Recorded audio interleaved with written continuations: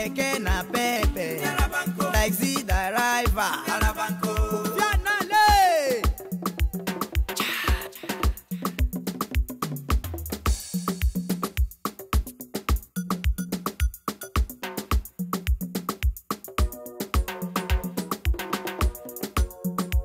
Cha, abanwe dikizana.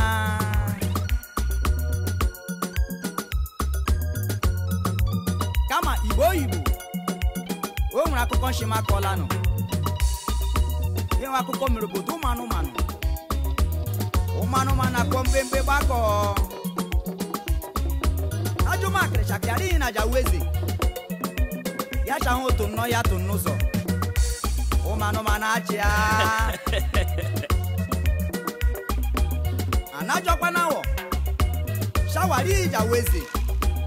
Ya chahụ daru ala rie nka. Oyiyo, manụmanụ amakpe.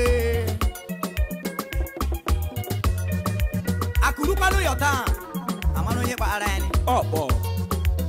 Oshimara ya abọga. High Chief and Mrs. Kelechukwu Kennedy Okere. MD. Akajogu. One of Owerri West Local Government. Director. Horizon. Medical Mission. American base. Makrakao. Oko nai na mbari anyema. Yololuye. Oko nai na mbari anyema. Yololuye. Oko nai na mbari anyema. Yololuye. Oko nai na mbari anyema. Yololuye. Oko nai na mbari anyema. Yololuye. Cha. Kalema.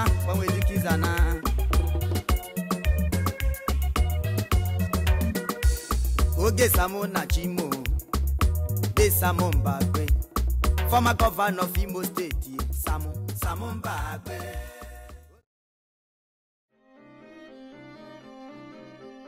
I've always had the idea and the concept that I wanted to be a medical missionary in my life. And so when I became a resident physician at Memorial Hospital, I decided that I'll take off on the first medical mission, and that was in 2000. That was a very successful and a well-accomplished mission, seeing about 685 patients in a week.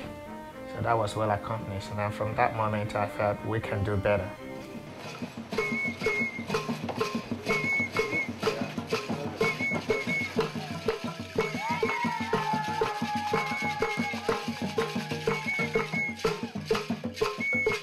I quite appreciate the effort of Americans to leave their country to come and serve us. But we know this is what Americans are known for. This is what distinguishes them. They serve others, and one who waters himself will be watered. There is no big difference in the thinking of men, but the fact is this. We here, we believe that America is a paradise, that they have everything. Personally, I've not been there. The reason we are saying it is that now, you see, you people come down, come with resources, you do the work easily, and then you will fly back. We might have some vision, but no resources. We have visited some other cities in the past, but this time we chose two major states, Imo State and Akwa Ibom State. I'm originally from Imo State, and the pharmacist that worked with me is from Akwa Ibom State originally. And he decided this time that he's going to host us in Akwa Ibom. We've been there about 4 years ago, but going back again to see some of our old patients and see some other new ones, I felt it was quite rewarding. So in the medical group, what we do actually is we look at churches, we convert churches into makeshift clinic. We convert schools into makeshift clinic. And sometimes we're opportune to see a local clinic that we can manage. Literally, you don't find anything in it. It's just maybe a building that is really dilapidated. We're in the middle of rural Nigeria seeing patients about halfway through the day. I think we've seen almost close to 100 already, and we've got another half day to go. Very excited about it. We've come prepared. We've got a full team, full pharmacy, medical, nurses, ancillary staff. It's moving efficiently. We've got our evangelical team in the room as well. I think we're doing people a lot of good here, and I'm proud to be a part of it.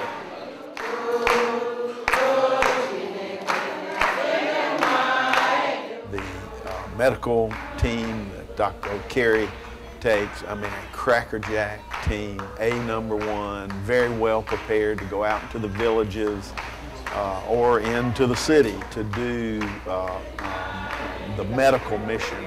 And through that vehicle of medicine, many doors opened so that we could share the gospel with people, scores of people that became open to the good news of Christ, that Christ can change your life, that he can change your attitude, that he can change everything about you. And that's an amazing thing to see these people, many of which have nothing by Western standards, nothing, physically nothing, but who live with the joy of the Lord in their lives that is marvelous. I think it is a very great sacrifice, worthy of emulation. And I believe that whatsoever you are doing here will not be in vain. We must try to make sure that we follow them up, so that the seed you are planting today will help to water them to grow. But one thing is this, that all as you are doing with us, as you are praying for us, so we owe you prayers. Yeah, we owe you prayers, so that the source through which you have been coming to assist us will never close. My part of the trip was not only to support the missionaries, which would be my husband and the team, but also my kids, to teach them about mission life, what it means to be a missionary, and also teach them about the lives of the people that live around there. To show them that living here in the United States is kind of different, you know, and as people say, in the United States we tend to be a little bit more privileged. So I wanted to show them that not everybody is privileged. In a way, they're kind of sheltered here. It's good for them to know what else is happening out there and be accustomed to it in a way. At this time, the people of Ngobala local government, in Miriam specifically, decided to honor us with another chieftaincy title. The first one, we were honored as Akajok 1 of Owerri West, which means the hand that upholds medicine. And this time we're honored as Nnamereze, that is, your father has made you a king. So all these are great honors to show appreciation for what we have been doing for them. The people of Nigeria, actually, they are quite welcoming people. They are wonderful hosts. They are highly appreciated people. The little things you do for them, you know, they thank you almost 100 times just to show you that they really appreciate what you're doing. It was definitely different today than it was yesterday, which that's the great thing about Nigeria. No 2 days are alike. That's right. One day the pastor's dancing, the next day his daughter's getting dreadlocks.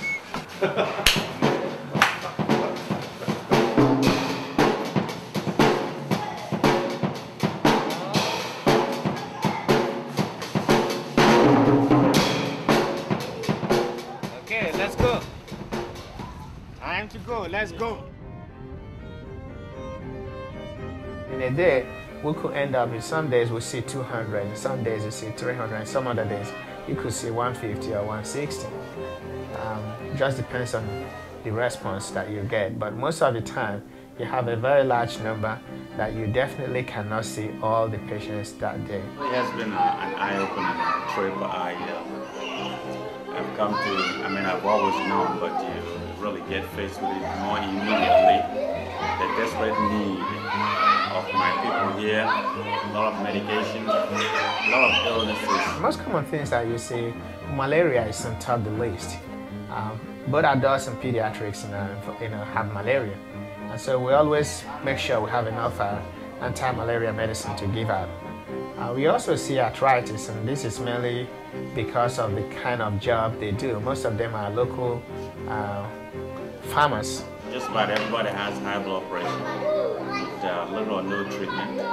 Just that a fair number of diabetics here, a fair number of, a lot of people have arthritis, osteoarthritis and osteoporosis, osteopenia. That's many looking at it. And telling them to take calcium is like, what? What's calcium?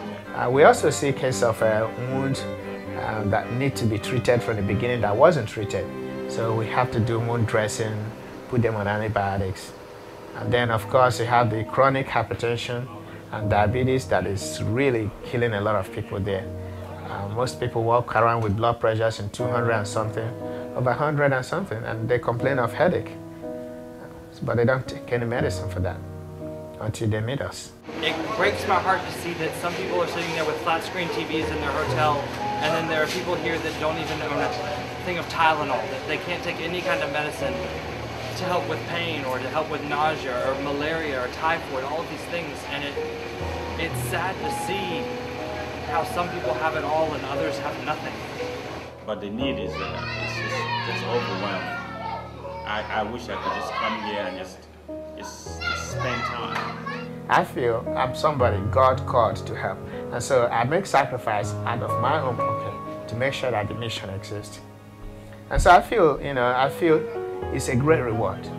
It's something that I would like to do, and it's something that I will encourage any other person to do, because you have this inner joy that comes in you, that you're doing what you feel God wants you to do while you're here on earth. Bye-bye.